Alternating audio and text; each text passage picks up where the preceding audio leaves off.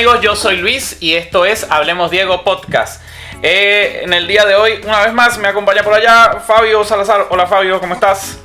Hola Luis, ¿todo bien por aquí? Muy bien. Hoy tenemos a Dalibor, de nuevo, de vuelta en el ring.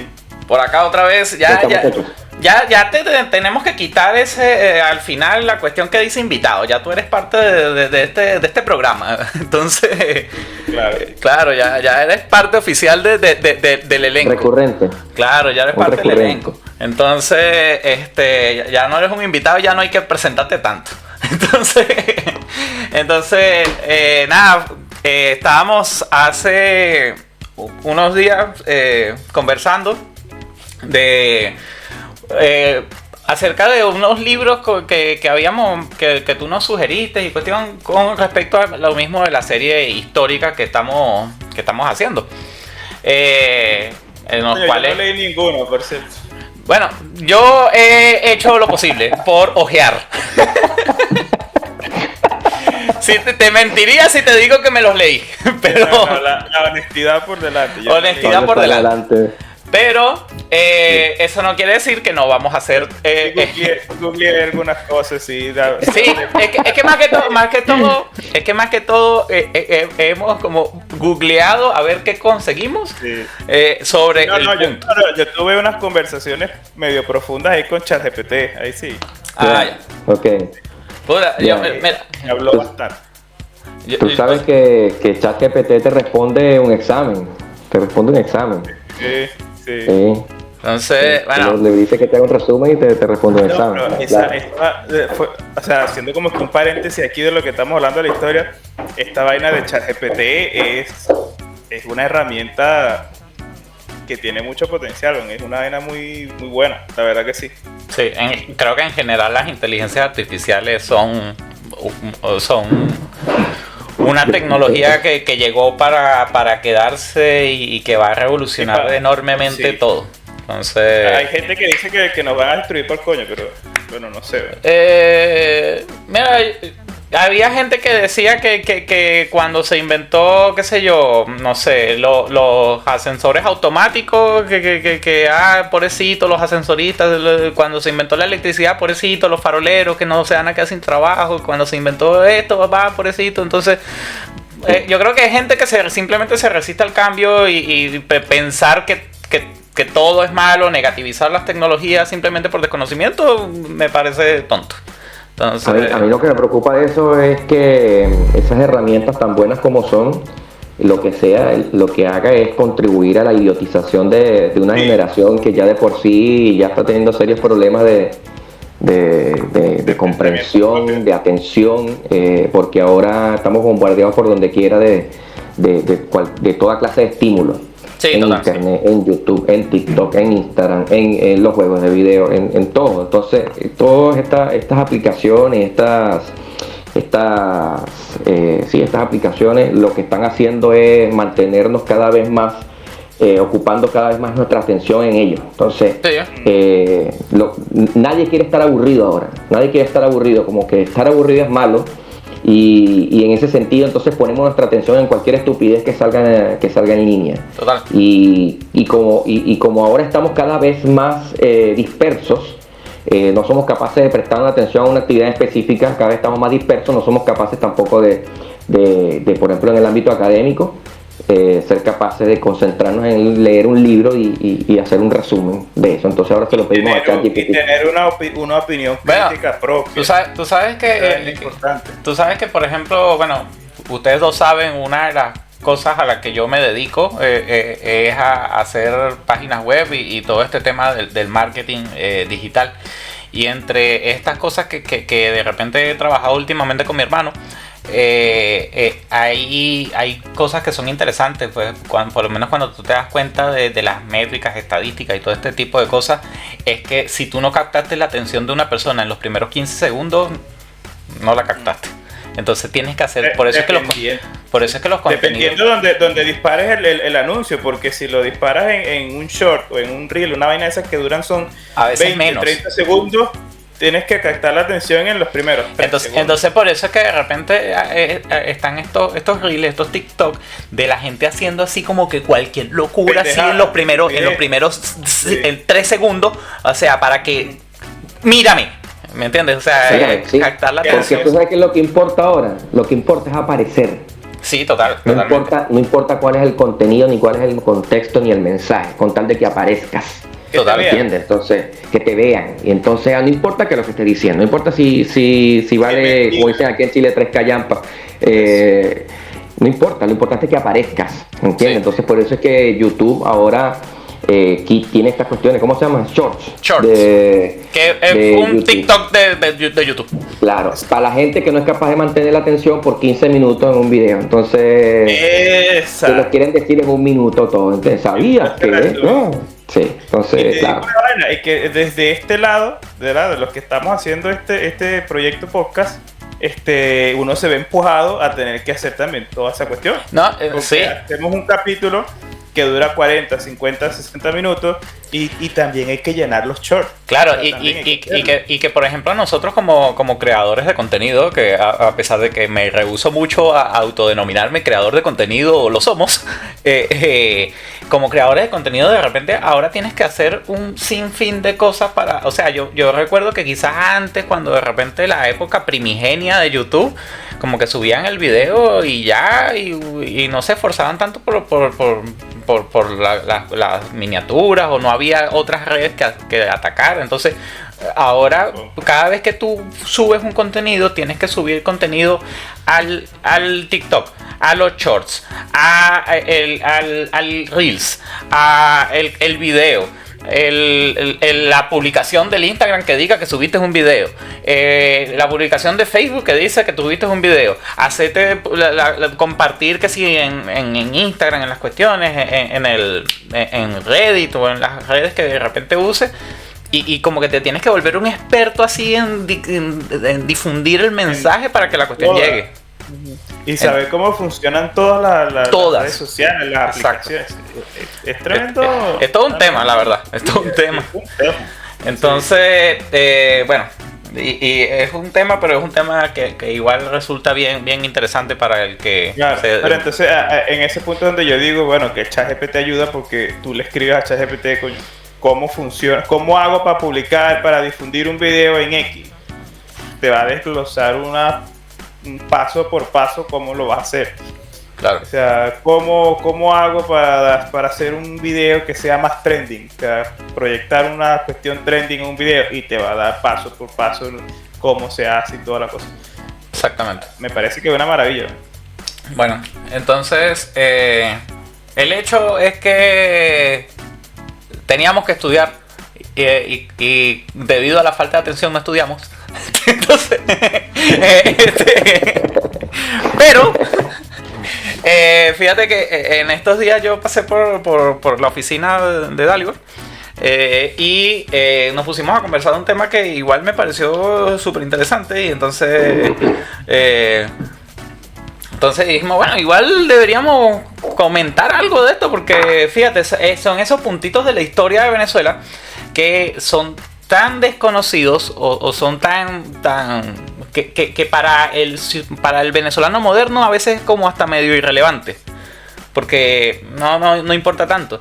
Y es este tema de las legiones de las legiones británicas o los voluntarios británicos que vinieron a Venezuela en la época independentista. Suena súper loco, ¿verdad? Entonces hubo gente que se vino de Inglaterra a pelear para Venezuela en la guerra de independencia. Entonces Dalibor me estaba comentando algo de eso y por ahí me puse a indagar un poco, y entonces ahí hemos como visto algo del tema y está bueno comentarlo, a ver qué tal. Aumentar este conocimiento en la gente, pues. ¿Sabes qué sería bueno? Que por lo menos este tipo de video fuera como más interactivo. La gente que ve el video diga si sabe algo sobre las legiones británicas que pelearon por la independencia de Venezuela, que lo den en el comentario. Claro. Lo que le parece, lo que opina, lo que leyó, lo que vio. Oye, tú que estás viendo el video, acuérdate de suscribirte y acuérdate de comentar y darle me gusta a este canal, porque eso nos ayuda a continuar en esta plataforma. Entonces, a que nuestros videos los vea más gente, comparte, suscríbete y dale me gusta para que nuestros videos YouTube entienda que hay gente que le gusta este contenido y así nos recomienda más gente. Así nos recomienda más gente. Entonces, tú que estás viendo este video, por favor, suscríbete, dale me gusta y comparte para que cada vez sea más gente que ve nuestro contenido. Entonces, como... Mira, y se viene sorteo.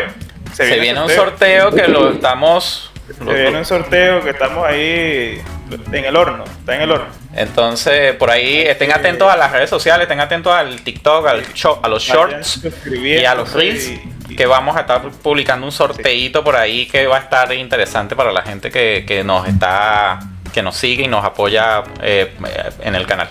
Entonces, Dalibor, las legiones británicas, fíjate, era un tema que yo no tenía, por ejemplo, de mucho conocimiento, y me pareció bien interesante cuando, o sea, sabía algo, porque creo que como militar igual uno conoce algo de la historia de Venezuela, entonces igual yo había escuchado algo sobre la Legión Británica que participó en la batalla de Carabobo y no sé cuánto, pero más allá de eso no tanto, como por ejemplo lo que tú me comentaste de los uniformes y esto. Entonces cuéntanos. Ya, bueno, con respecto a eso, bueno, esto es un libro con el que me topé, de este mismo autor del que hablamos el otro día sobre temporada de golpe.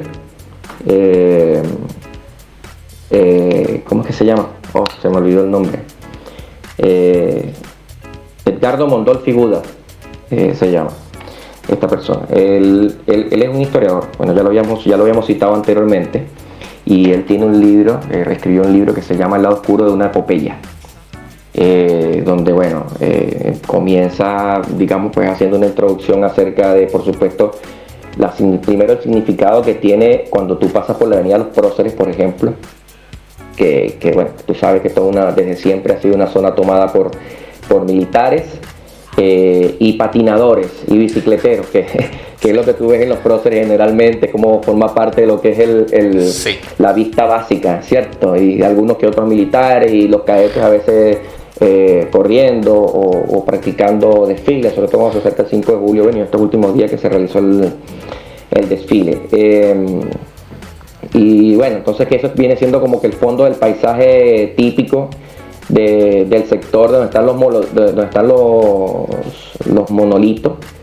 ¿Sabes qué están los monolitos? Donde están los monolitos están las estatuas de los próceres de la independencia, ¿cierto? Que van desde Bolívar, Páez, Mariño, etcétera, etcétera.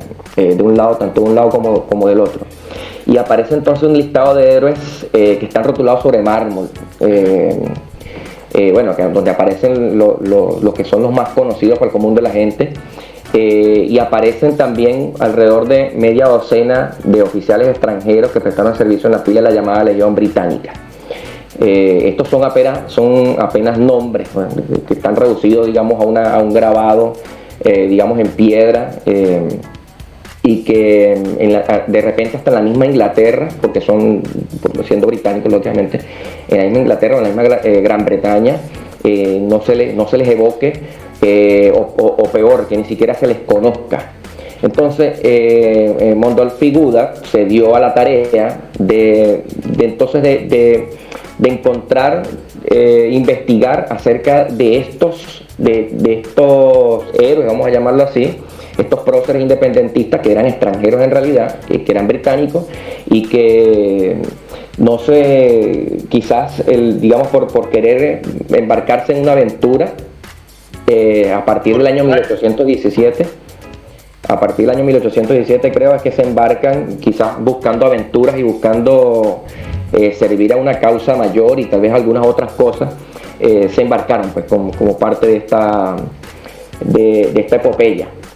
Y bueno, de eso es lo que hablaba el libro, pero viéndolo también desde un lado a veces también desconocido, porque uno Por ejemplo, cuando Bolívar da el parte de Carabobo, no sé si ustedes lo recuerdan, habla mucho acerca de la Legión Británica y el arrojo y la valentía con que lucharon en la batalla de Carabobo, ¿no? Y bueno, y todos sabemos también que hasta el mismo general Bolívar, el mismo Libertador, tuvo entre sus edecanes a oficiales británicos, entre ellos, por ejemplo, el mismo Daniel Florencio Oliari, por ejemplo. Exacto.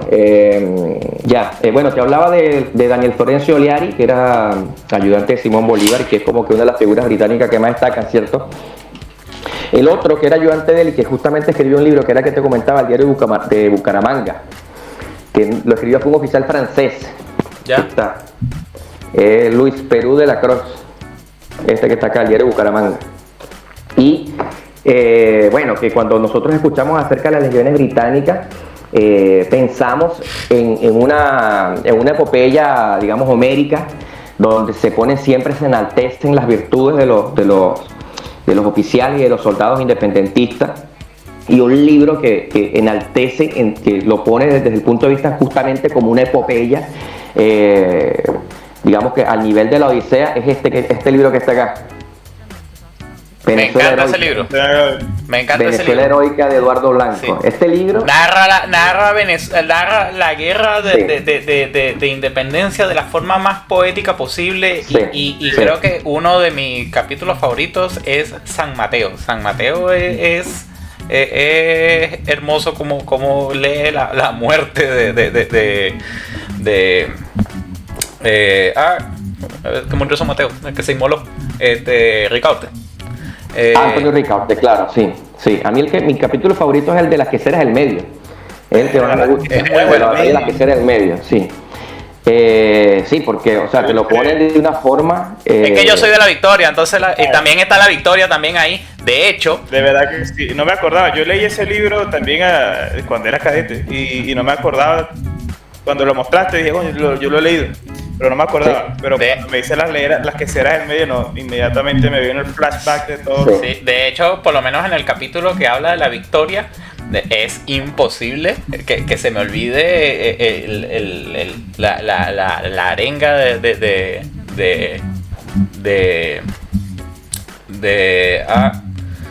José Félix Rivas, que a momentos antes de la batalla le dice a los soldados: en esta gesta que ha de ser memorable, no podemos optar entre vencer o morir, necesario es vencer.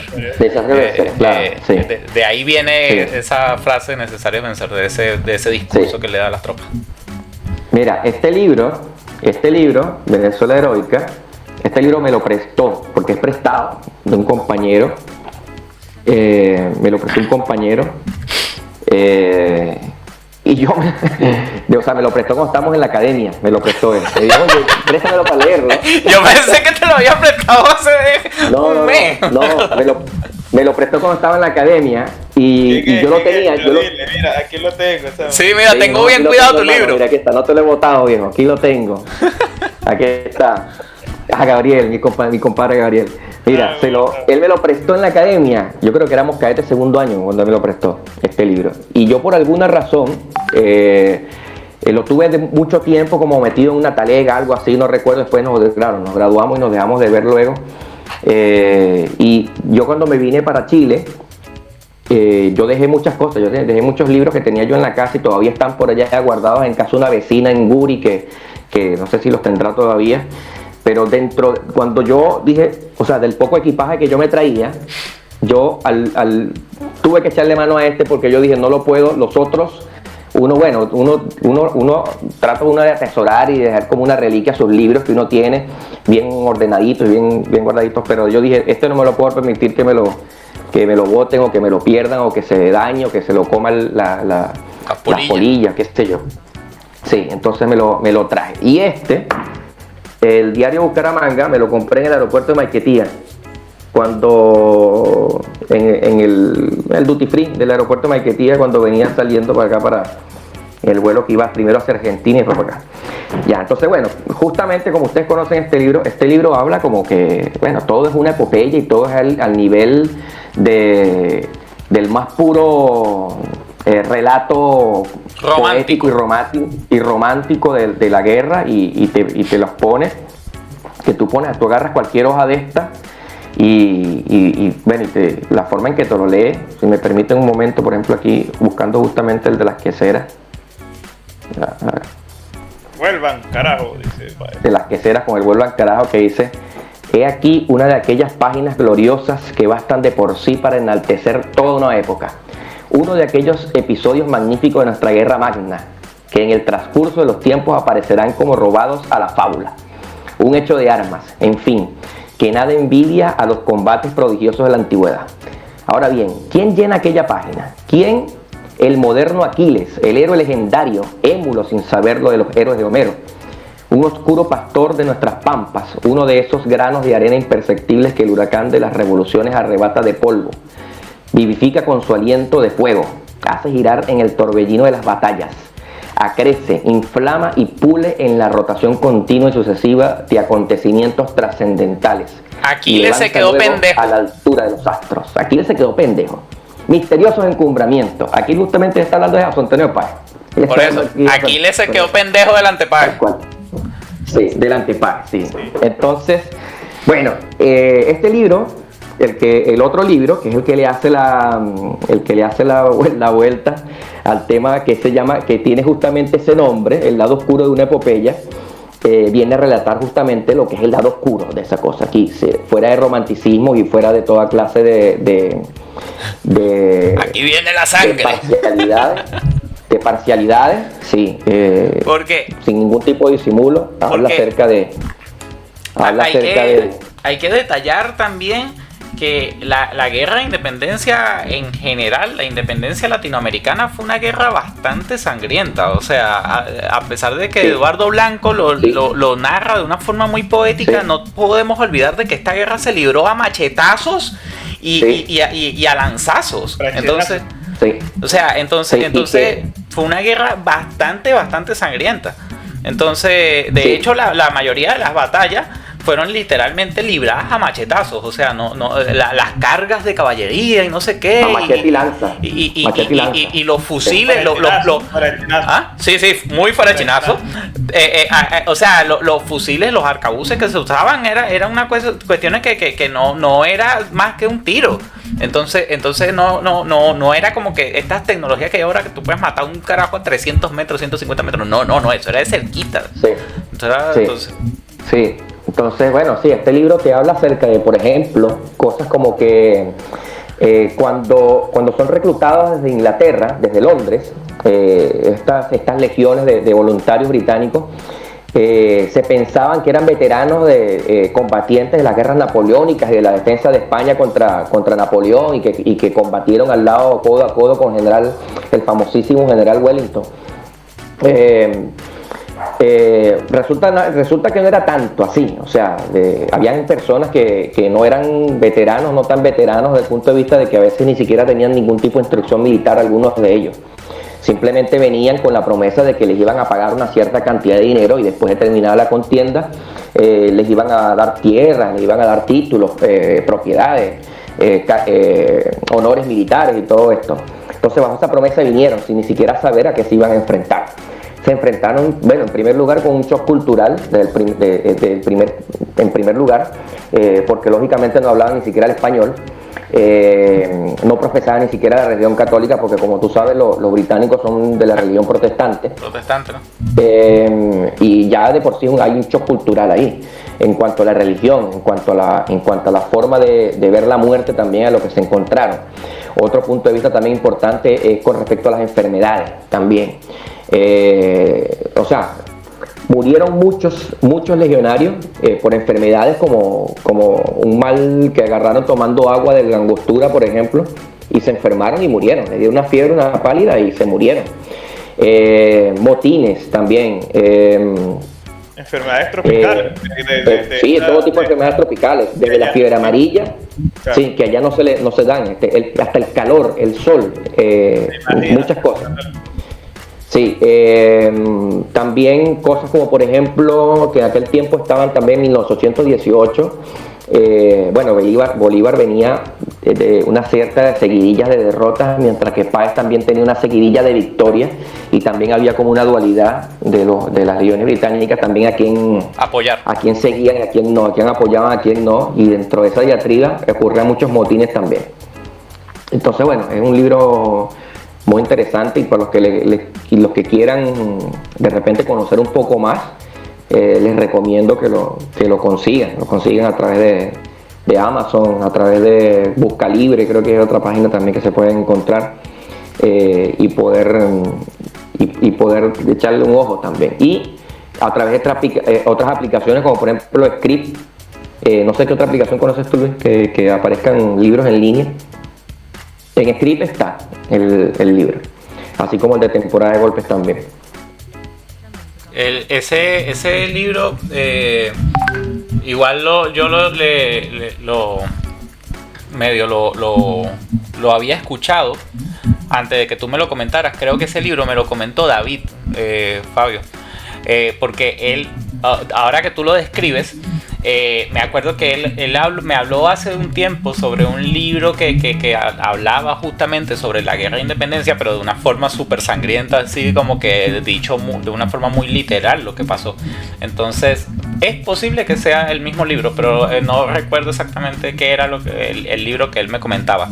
Ahora, voy a poner quizás una foto de este personaje que de las legiones británicas es como el que tengo el recuerdo más vívido, y es de el general Gregor MacGregor.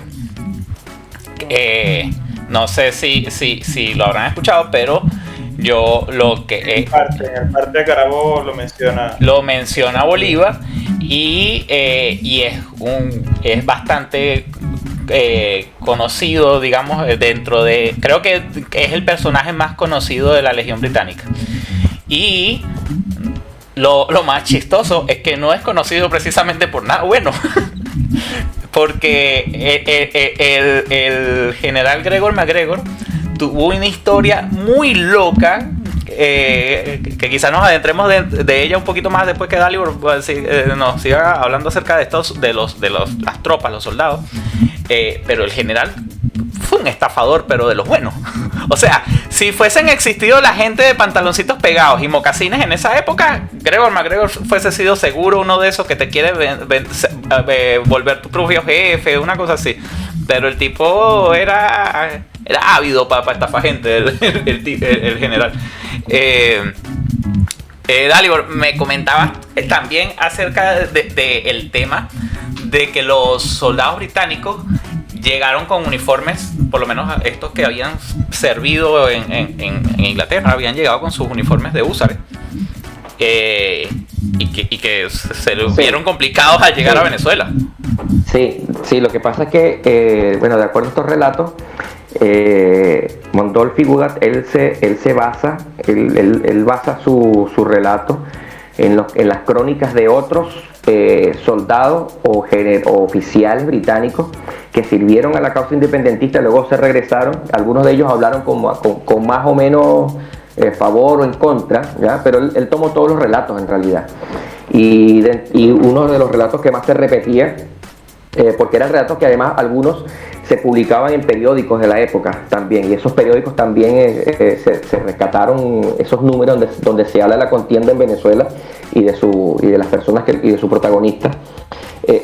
Y uno de los relatos que se repite también es el caso también que se daba acerca de los asesinatos, el estado en que se encontraban sobre todo los oficiales británicos, que ellos mismos se llevaban dentro de su equipaje, su equipamiento, su propio uniforme, ¿ya? Un uniforme muy vistoso, que tan pronto salían, ellos llegaban primero en barco hasta Margarita, y de Margarita salían algunos de ellos por barco a través de la Angostura, a través del delta del Orinoco, llegaban hasta Angostura, algunos de ellos. Y en esa travesía a muchos de ellos los asesinaban por el uniforme. Les quitaban el uniforme y los asesinaban. Entonces eran unos casos de de violencia tal que se veía que para muchos de ellos era horroroso, pues, y era una de las cosas que se veía, pues, los mataban para robarles el uniforme, la indumentaria. Y eso muchos está en el libro. Sí, así, sí. Y muchos de ellos son descritos como que andaban algunos sin zapatos, solo con pantalón y casaca, sin sombrero, sin otro tipo de equipamiento. Algunos de ellos andaban sin camisa. O sea, era una cuestión que un nivel o sea, era complejo, y que el tema de la precariedad no solamente acompañaba a los llaneros como tal, sino a los propios soldados británicos también, que de hecho también se habla, porque no es una cosa, uno de ellos, hay un oficial británico que se llama apellido Bagwell, que él relata en su libro acerca de la indumentaria, y habla acerca de que no era algo propio de los británicos el que encontrarse en ese estado, sino también transversal a toda la fuerza, incluso al mismo Bolívar, donde hablaba de que la indumentaria, hay un pasaje que dice, lo tengo acá, la indumentaria de Bolívar respondía perfectamente a los escasos recursos del ejército patriota. Al momento de una batalla llevaba un casco de dragón raso, vestía una blusa de paño azul con alamares rojos y 3 filas de botones dorados, un pantalón de paño tosco del mismo color que la blusa, y calzaba alpargatas. Empuñaba una lanza ligera con una bandera negra en la que se veían bordados una calavera y unos huesos en corva con esta divisa: muerte o libertad. O sea, ese era todo el uniforme con que andaba Bolívar, más allá de lo que aparece en las pinturas. El uniforme era bien precario también, o sea, no era ni siquiera en botas, en alpargatas.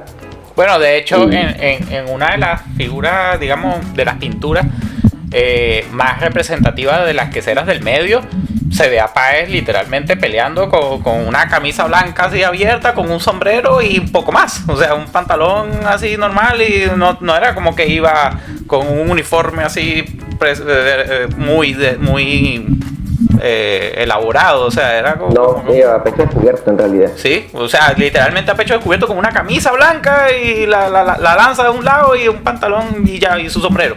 O sea, no era como que iba muy... Entonces, y creo que refleja la realidad de los soldados de esa era. Sí, sí. Y otra cosa que me llama la atención de este libro también es acerca de la descripción que hace tanto de Bolívar. Algunos oficiales británicos hacen tanto de la descripción, o sea, de la descripción que hacen tanto de Bolívar como de Páez. Y de muchos son personajes que, si te pones a ver, son muy diferentes en su forma de ser, bueno, desde su fisonomía también. Bolívar de baja estatura, Páez de mediana estatura, más fornido, con un carácter más jovial que el de Bolívar. Así se ve retratado. Ya, y el caso de Páez, él suele verse retratado como un hombre, bueno, aquí también un hombre de mediana estatura, 1,70 m aproximadamente, entre cuyos rasgos más comunes sobresalía la jovialidad y condescendencia de su carácter. Nada de esto suponía, desde luego, que la violencia no lo embargara con la fuerza de un parto geológico a la vista del enemigo.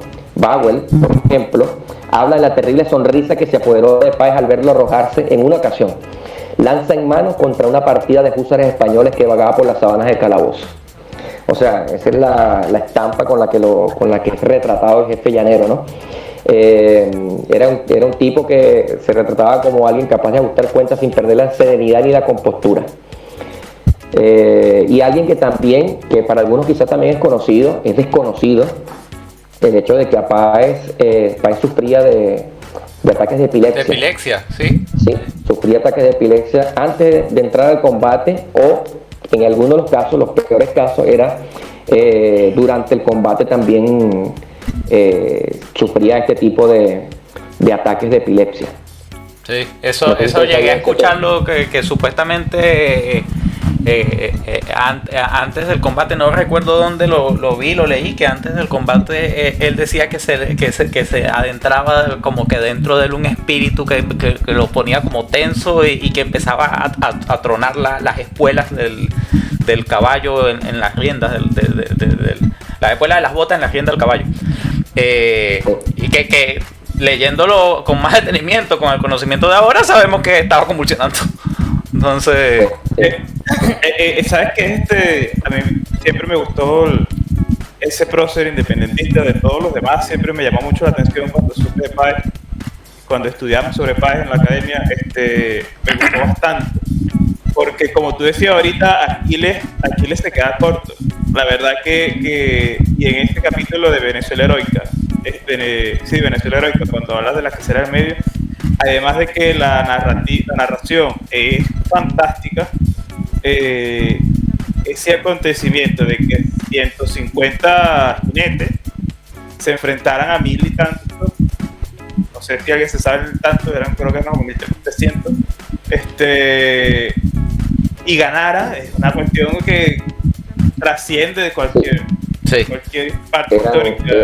Bueno, eran 500 caballos, creo, 500 caballos para 1500 en las tropas de Murillo. Un dato que posiblemente Dalibor no sepa, no sé si en algún momento yo se lo llegué a comentar. Nuestra promoción se llamó, hasta cierto momento, se llamó Tercera Promoción General en Jefe José Antonio Páez. Y en determinado momento nos cambiaron el nombre cuando empezaron a hacer este tipo de campaña para ensuciar el nombre de Páez, cuando empezaron a decir que Páez había sido un traidor porque había separado la Gran Colombia y no sé cuánto, y toda esta historia que versionó, digamos. Páez fue muy defenestrado por Chávez. Sí, súper. Y bueno, como te decía. Sí, cada vez que podía hablaba mal de Páez. Cada vez que podía. En nuestra promoción iba a llevar el nombre de Páez, y nosotros íbamos a hacer la tercera promoción general en jefe José Antonio Páez. Y faltando un año para graduarnos, nos cambiaron el nombre y quedamos como la primera promoción Coronel Diego Jalón.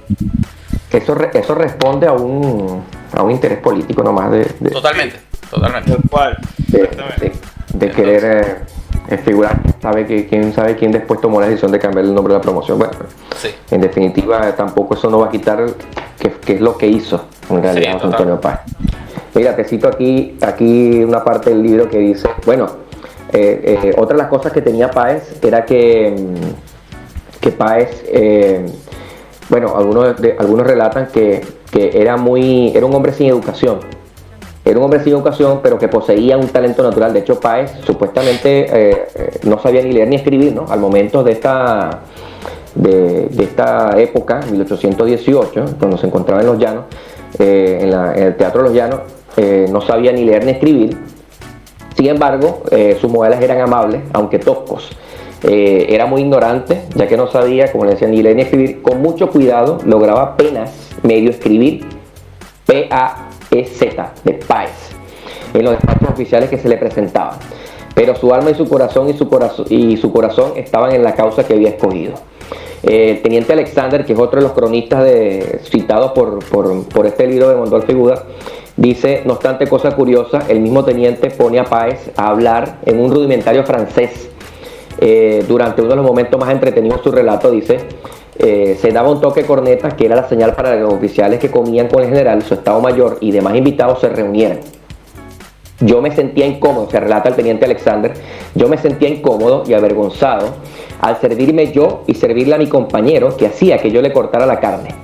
Páez y los otros oficiales observaron nuestra sonrisa involuntaria y vi que no estaba complacido, aunque para entonces ya conocía bastante bien el temperamento inglés, y me preguntó en inglés, o sea, Páez le pregunta a Alexander en inglés, ¿está buena la carne? O sea, supongo que ¿is the beef good? O is it good the beef? Supongo yo que le habrá preguntado, no sé.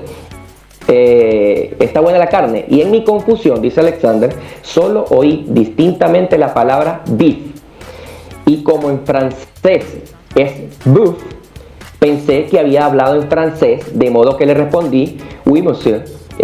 No sé, yo no sé hablar francés, pero voy aquí a tratar de ver lo que dice. Il fait très bon boeuf. Entonces, parlez-vous francés, me preguntó, o sea, Páez le pregunta, parlez-vous francés, y él le contesta, oui monsieur, le respondí.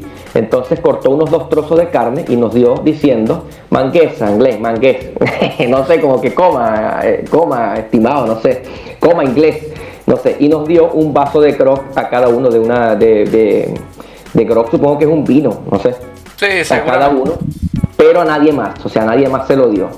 Y otro rasgo citado con frecuencia también por los legionarios, que fueron testigos de sección de sus andanzas por los llanos, era de los ataques epilépticos, es lo que yo te comentaba, que solían aquejarlo en medio o al término de una refriega.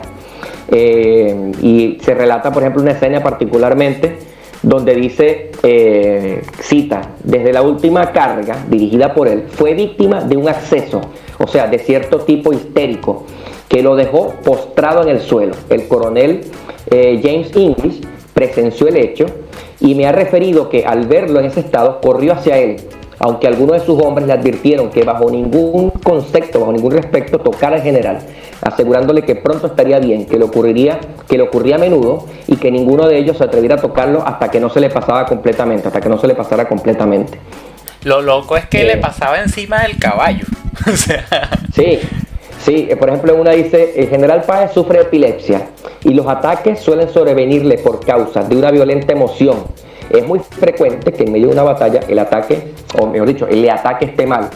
Entonces, cuando Páez suele sufrir un vértigo y caer por tierra, pero su caballo está tan bien enseñado, está tan bien adiestrado, que se detiene y cubre con su cuerpo a su dueño, hasta que alguno de sus hombres lo recoge y lo lleva a la retaguardia, donde deben sumergirlo en agua y sacudirlo fuertemente para que vuelva en sí.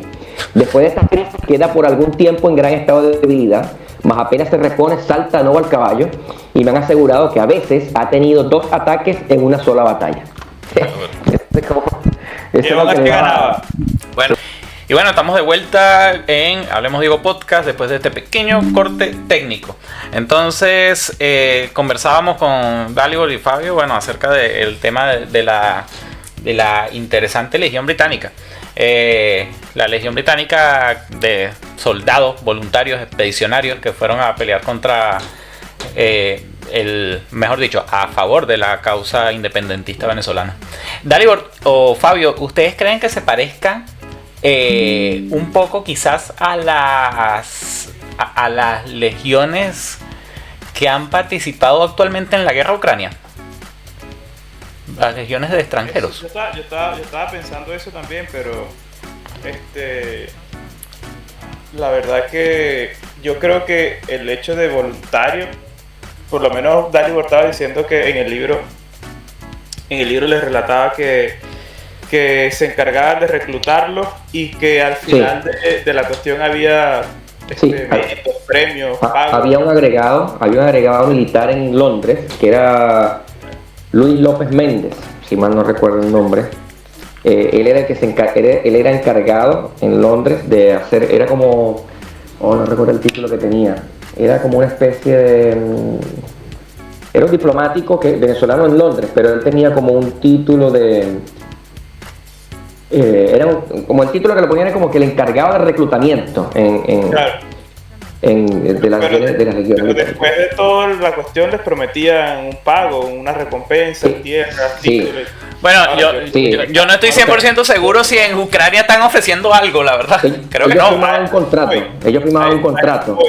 A eso voy, porque es que los que se van voluntarios, vas voluntario. Sí, fue por amor al arte. Lo que pasa es que, fíjate, en la guerra de Ucrania yo vi varias noticias de que hubo chilenos que iban de voluntarios. Yo también escuché. Al conflicto y los entrevistaron y toda la cuestión se le en televisión, pero era eso, totalmente voluntario. Sí. Yo voy, me agarro mi cuestión, me imagino que se presentan en alguna cuestión de reclutamiento ya, les dan algunas instrucciones, te asignan algún batallón, algún pelotón, escuadra y bueno, anda echa plomo. Si quedas vivo, sí, lo que pasa es que en la época de la independencia, Gran Bretaña tenía una gran cantidad de ex soldados que habían participado en la guerra napoleónica, por ejemplo, y que habían quedado, después que terminó la guerra en Europa, habían quedado desempleados. Entonces, la finalidad era buscar, digamos, continuar su carrera militar a través de estas incursiones extranjeras, pues, y como eran autorizadas por su majestad la reina, claro, la majestad británica. Fue una duda que me surgió. Claro, fue una duda. Y yo la tenía también, pasa es que bueno, no la hice porque... me surgió esa duda porque con respecto a al conflicto ucraniano, la verdad es que no sé si les ofrecieron algo, fue simplemente vayan a luchar porque creen en la causa ucraniana y ya. Sí, yo creo que igual los voluntarios fueron por la propia. Sí, de que fueron por la propia. De hecho, es tan así que ellos debían llevar su propio equipo. Lo único que le iba a suministrar a Ucrania era el armamento y la munición. Pero ellos debían llevar su propio chaleco, ropa, todo.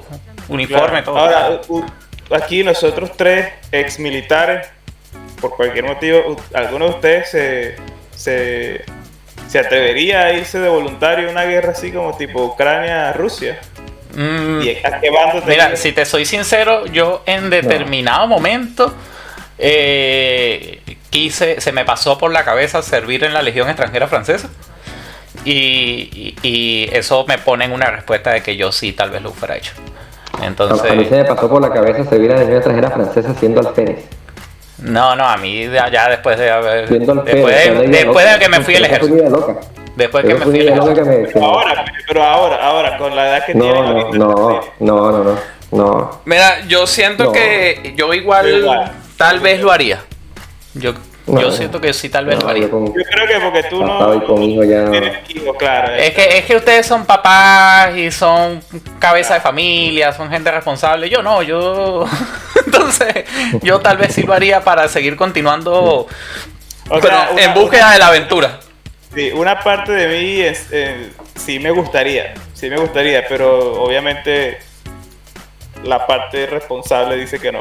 O sea, nada más ten en cuenta que yo soy un tipo que suelo hacer muchas cosas muy raras y muy poco, o sea, como que suelo hacer cosas muy diferentes simplemente por el hecho de la experiencia. Entonces tal vez en ese sentido lo haría. Pero... No sé si, Luis, yo que te comenté, yo creo que te comenté una entrevista que leí de unos ex marines que participaron en la guerra de Afganistán e Irak. Tú me dijiste, sí. 3 tours en Afganistán e Irak y se hicieron voluntarios para ir a Ucrania. Fueron y a la vuelta no quisieron regresar otra vez. Era demasiado sangriento. No tiene ningún tipo de comparación con algo que ellos hayan vivido nunca. Lo comentaste, claro, en la otra llamada que hicimos. Sí. Sí, como fue una llamada que hicimos. Claro. Sí, que no tiene ningún tipo de comparación con algo que ellos hayan vivido jamás. O sea, imagínate, unos expertos, soldados expertos y con experiencia militar, imagínate, en guerras como la guerra de Irak y Afganistán, que te digan que no quieren, van y dicen, no, yo para allá no vuelvo más. Sí, pero es que yo te digo algo, los gringos cuando se enfrentaron a Afganistán se estaban enfrentando casi que a tribus armadas. Por eso. Claro, lo que pasa es que ahí está la diferencia. Es que eran unas tribus armadas que igual... Contra Mira, un ejército regular y contra...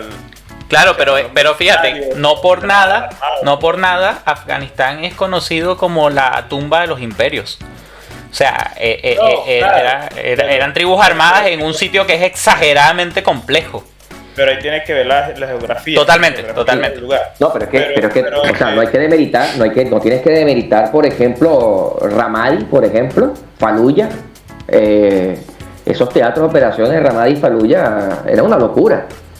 Nada más saber qué era lo que hacían ahí, imagínate lo que tuvieron que haber pasado las tropas, los militares norteamericanos. Bueno, y que eso tú lo compares con lo que está pasando ahora en Ucrania, pero más allá de los sangrientos, yo creo que hacían hincapié en el hecho de la forma tan tecnificada, tan tecnológica que se lleva ahora las operaciones de la guerra, que por ejemplo un dron, un aparatito así pequeño, te ubica a 12 kilómetros, no sé cuántos kilómetros de verdad, te ubica las posiciones o las columnas de avance de las unidades de combate. Entonces ya por ahí ya está. Me acuerdo que constante vigilancia.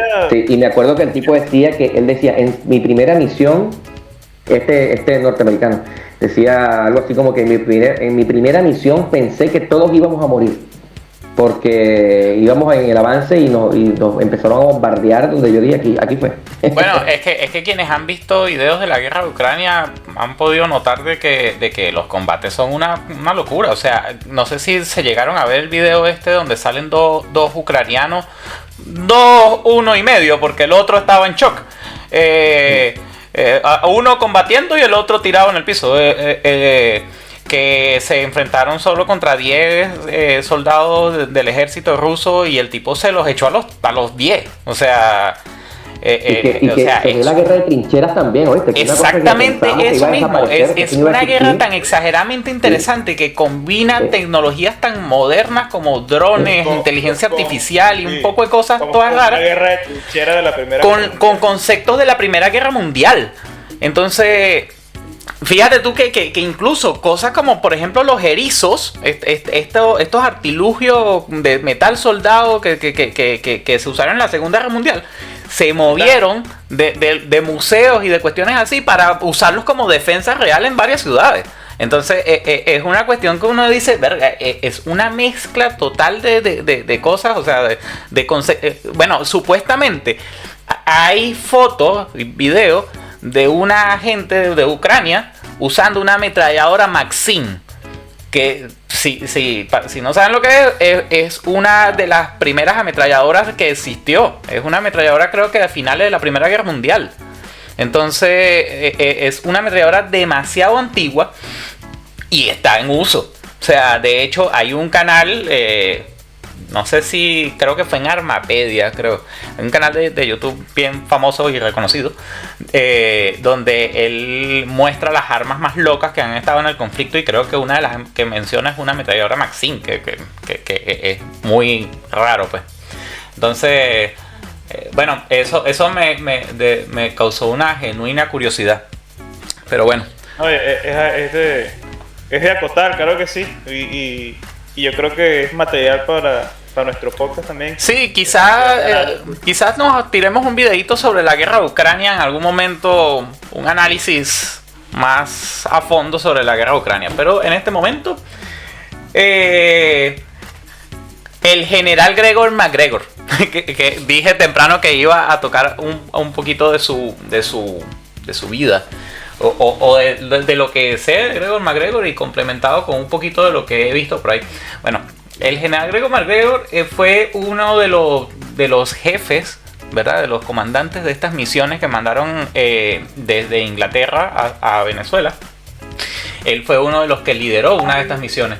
Y nada, él estuvo a cargo de cierta de parte de esta legión. Y pasado después este tema de la libertad de Venezuela, él se va a Florida, ¿verdad? Y él funda ya la República de Florida. Florida, estamos hablando de Florida, Estados Unidos. Uh-huh. Y también empezó a vender un poco de títulos de tierras acerca de un país que ni siquiera existía, que no recuerdo exactamente cómo que se llama, Pollais, como que era la cuestión. Se lo vendía a los gringos. Él se autodenominó el príncipe de Pollais. Entonces, y empezó a vender títulos de tierra. Títulos de propiedad en Inglaterra. En Inglaterra. Empezó a vender títulos de propiedad en Inglaterra de terrenos que no existían. O sea, porque realmente él estaba como que vendiendo una cuestión. O sea, hizo un montón de cosas todas locas. Y al final, el tipo simplemente terminó siendo un enorme estafador. Hizo mucho dinero estafando millonarios en Inglaterra. Noble. Un prócer independentista en Venezuela y un estafador. Sí, o sea, un completo estafador. Entonces, es una historia muy interesante la historia del general Gregor MacGregor. Que para quien la quiera indagar un poquito más, simplemente le dejo ahí la pizca de curiosidad para que lo busquen, porque realmente es un personaje bastante interesante. El tipo supuestamente él fue enviado de Bolívar a la Florida, porque sabes que la Florida también estuvo tomada por España. Florida, creo que California, habían varias partes del sur de lo que hoy día es Estados Unidos que fueron tomadas que eran parte de España. Y se suponía que lo que este tipo iba a hacer era como tomar Florida como una especie de puesto de avanzada para ir a llegar a seguir libertando desde el norte. con el pequeño problema de que no contó con demasiado apoyo. Y entonces ahí él se repliega y se va literalmente creo que a Honduras o El Salvador, no estoy muy seguro. Y se establece en un puertito, en una caleta de pescadores prácticamente, y funda esta república ficticia y empieza a hacer todos los títulos de propiedad y toda la cosa, y después se va a vender toda esta cosa para Inglaterra. Pero de repente la cuestión era para hacer plata para la campaña. Sí. Yo no estoy tan seguro de eso, pero sí. Digamos que sí. Pero bueno, lo cierto es que hizo muchas cosas que fueron, se autonombró príncipe de su propia república, de su propio protectorado. Entonces, el tipo era todo un personaje, la verdad, todo un personaje. Y bueno, todo un personaje fue parte también de esta Legión Británica, que de hecho este personaje es nombrado por Bolívar dentro del Parte de Carabobo, y es nombrado también, es también condecorado en Venezuela como uno de los héroes de la batalla de Carabobo. Entonces es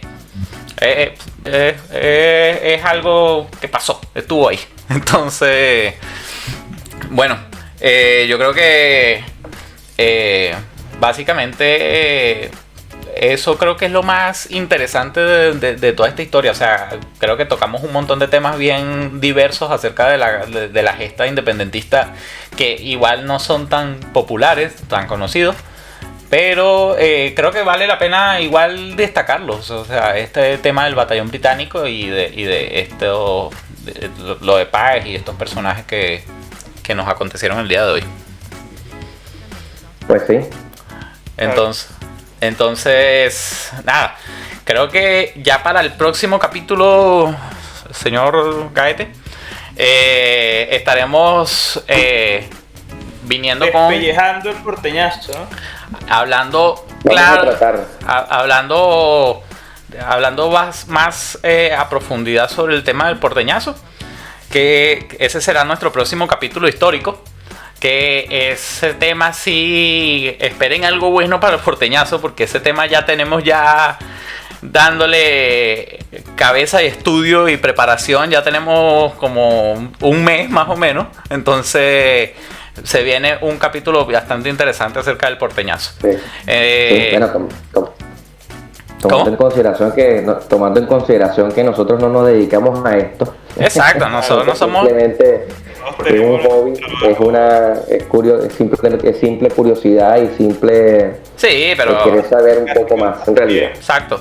Aquí nosotros no somos ni historiadores, ni expertos en historia, ni nada de eso, ni profesores de historia. Ni streamer, ni youtuber para estar metido en esto todo el Ni tampoco somos streamers ni youtubers, tampoco. O sea, esto a nosotros no nos genera absolutamente nada, así que no podemos decir que nos dedicamos a esto. Sí. Mira, nosotros... ¿Sabes qué? Disculpa ahí, que te quería decir algo. Nosotros, lo que hablamos al principio del hecho de aparecer por aparecer, bueno, estoy totalmente en contra de eso, ¿no? Como aparecer ahí en YouTube para que nos vean los sopotoscientos millones de seguidores que tenemos en YouTube. Pero simplemente por estar nomás, entonces no es la idea tampoco. No, pero, claro. pero si nosotros aparecemos diciendo cualquier pistolada, coméntenlo también. Coméntenlo. Claro. Coméntenlo, escriban en los comentarios. También se acepta, no importa. Eso ayuda también a que el logaritmo a seguir mejorando. Nos beneficie, a seguir mejorando también y que el logaritmo nos beneficie. Y bueno, aparte de eso, la semana que viene, esta semana venimos con un sorteo, como se los habíamos dicho al principio, y la semana que viene es el capítulo que hay que compartir. O sea, se los anuncio desde esta semana para que se vayan preparando. Cuando salga el capítulo hay que seguir la cuenta y comentarla, y vean el capítulo de la semana que viene, porque es una historia que está... es parte de estas historias que en ninguna parte están contadas, y son cosas que pasaron y son cosas que tenemos que registrarlas porque si no lo hacemos nosotros, nadie lo va a hacer. Porque nosotros somos en parte los protagonistas, de todo esto que pasó. Y que son parte, somos quienes quienes intentaron hacer algo, quienes fueron torturados, quienes nos llevaron a la cárcel, quienes nos hicieron todas estas cosas. Y hoy en día este canal, este proyecto, en buena parte también es para difundir estas historias de todos nuestros compañeros y amigos de todos estos compañeros y amigos que están presos, que fueron torturados y que están, incluso algunos que murieron en pro de la causa de la libertad de Venezuela, básicamente.